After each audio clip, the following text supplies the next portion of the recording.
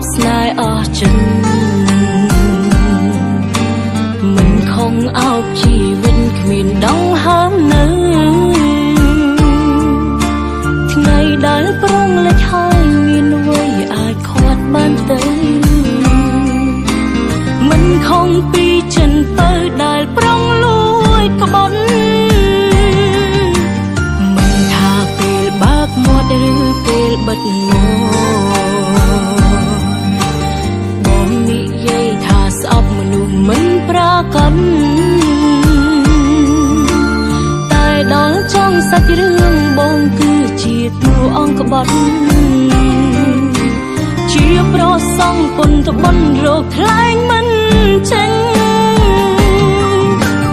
ទោះបីខ្ញុំខំជាសំដីអលអរឹងសាងភាពស្មងសោក៏នៅតម្នេញបេងដូងបងឃ្លីបាត់ដេញមកអាចដាំស្រីពេញទងវើក្បត់រលេងអើក្រំហួស្មានគ្មានថ្នាំជាបាលជំងឺក្បត់រៀមរាសារធាតុមនុស្សសាវ៉ាមិនដេញអាចបដូរបានទោះខ្ញុំល្អយ៉ាងណាក៏បងនៅតែសាមញ្ញហេតុផលបងប៉ុន្មានខ្ញុំឆ្អែតឡើងហើយ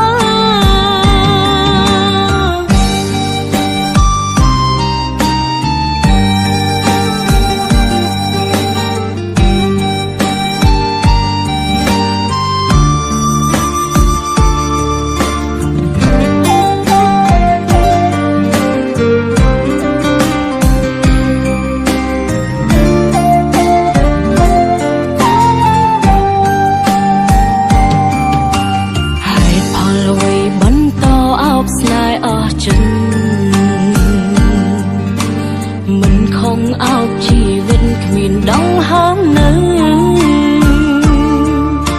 ថ្ងៃដែលប្រងលេចហើយមានអ្វីអាចខាត់បានទៅមិនខំពីចិនទៅដែលប្រងលួយក្បត់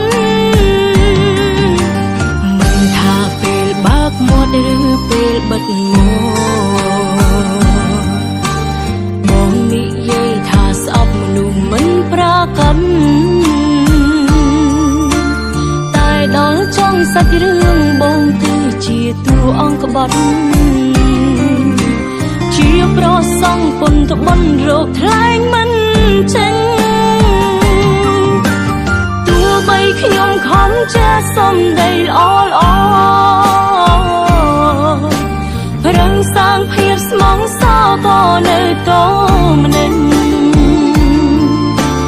បេងដូងបងឃ្លីបាត់ដេញមកអាចដាំស្រីពេញទងវើក្បត់រលេងអើក្រំហួស្មានទោះបីខ្ញុំខំជាសំដីល្អល្អរឹងសាងភាពស្មងសោក៏នៅតម្នេញបេងដូងបងឃ្លីបាត់ដេញមកអាចដាំស្រីពេញ